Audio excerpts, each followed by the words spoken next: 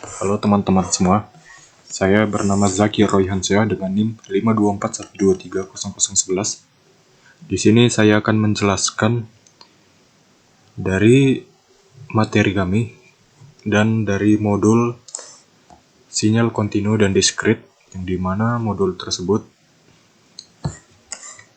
memerintahkan untuk menjelaskan sinyal kontinu dan diskrit. Nah, langsung saja kita masuk ke aplikasi MATLAB. Nah, sudah sini MATLAB. Dimulai dari percobaan pertama, yaitu sinyal kontinu terlebih dahulu. Di sini saya akan menjelaskan apa saja kegunaan dari program atau penjelasan dari tiap baris dari program ini. Langsung saja dari baris keempat, yaitu adalah T sama dengan 0.20.1.250. Dari program baris ini akan membuat variabel dari waktu 0 sampai dengan 50 intervalnya dengan intervalnya 0,1. Lalu X yang mana sama dengan XP yang akan membuat sinyal gabungan. Lalu aksis yang akan mengatur batas sumbu grafik X sampai 50. Lalu ada plot yang akan menampilkan grafik sinyal terhadap waktu. Lalu grid on yang akan menampilkan garis bantu pada grafik. Lalu X label yang akan memberi nama sumbu X. Lalu Y label memberi nama sumbu Y. Lalu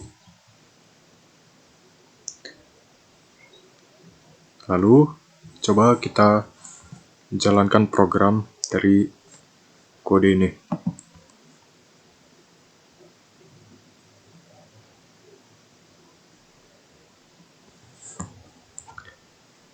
Nah, sudah tertampil sinyal gelombang dari grafik sinyal dari gelombang kontinu, di mana X-nya adalah 0 yang menjadi titik mulai dengan frekuensi tertinggi senilai 0,8. Lalu yang ada terendah sebut saja mencapai 0,5 karena berada di antara 0,4 dan 0,6. Lalu naik sedikit di antara 0,2 hingga akan stabil kembali kepada 0, di mana T-nya adalah 50.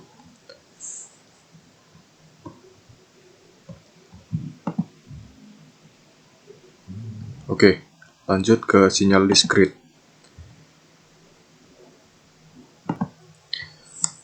Di sini X-nya adalah 0,01210-10002. Kita jalankan programnya.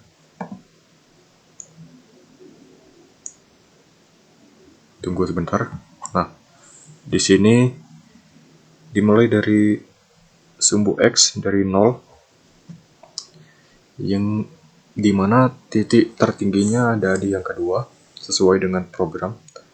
Lalu titik terendah berada di 4, yaitu pembayaran pinjaman bank. Di sini dari baris pertama kita akan menjelaskan dari Y0, yaitu adalah inputnya. Lalu A, input dari bunga per tahun. Sebelumnya dari Y ini adalah jumlah pinjaman. Lalu dari C adalah pembayaran per bulan atau angsuran. Lalu Y yang mendefinisikan Y sebagai vektor kosong ini. Lalu Y buka kurung 1 sama dengan 1 tambah A per 12. Program ini akan menghitung sisa pinjaman bulan pertama. Lalu for N sama dengan 2/36. program dari kode ini menjelaskan perulangan dari bulan kedua sampai ke 36 atau 2 tahun. Maaf. Lalu YN sama dengan 1 tambah A per 12. Lalu Y kurang N kurang 1 kurang C. Program ini akan menghitung sisa pinjaman bulan berikutnya berdasarkan saldo sebelumnya. Lalu if YN yang akan mengecek apakah pinjaman sudah lunas. Lalu break akan menghentikan perulangan jika sudah lunas. Lalu N mengakhiri kondisi if. N selanjutnya mengakhiri perulangan for. Lalu output terakhir Y yang akan menampilkan sisa pinjaman. Kita coba runkan.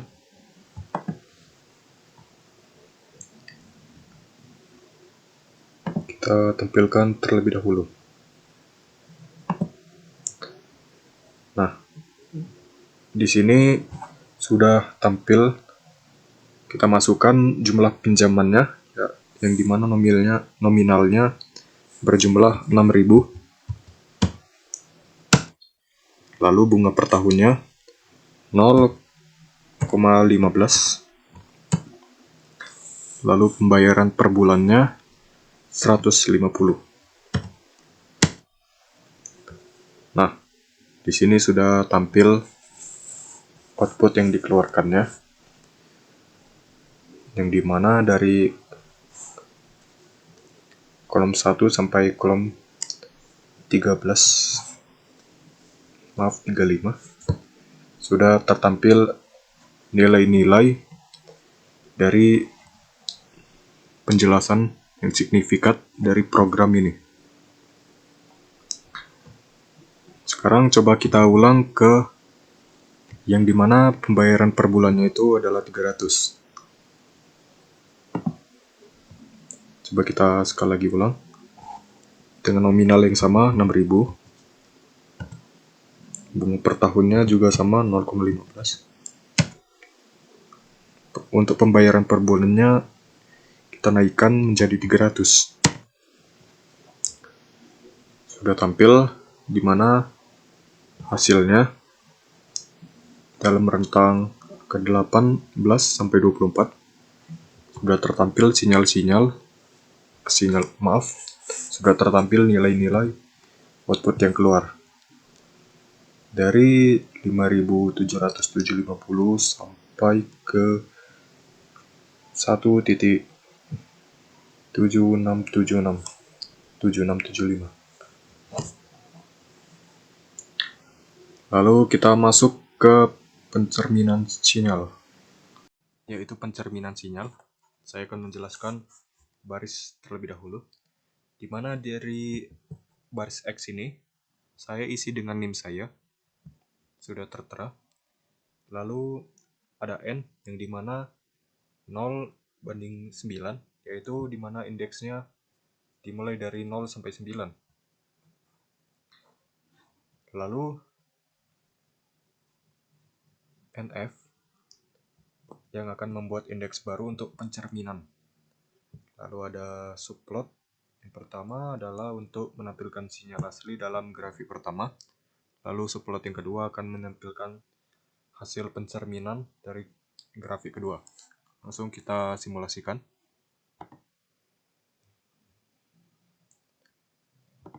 Nah, di sini sudah tampil grafik dari sinyal asli dan sinyal yang kedua. Dimana kita lihat ini kan sama. Ini adalah bentuk dari pencerminan grafik ini. Dimana dari nilai 0 sampai ke 5-nya ini berada pada nilai 0, sedangkan dari sinyal volt atau sinyal yang dari kecermin, nilai tertinggi atau 5 ini berawal dari minus lalu ke 0 yang menjadi ujung dari angka ini. Nah, Begitu penjelasan dari pencerminan sinyal ini. Lalu kita masuk ke pergeseran sinyal,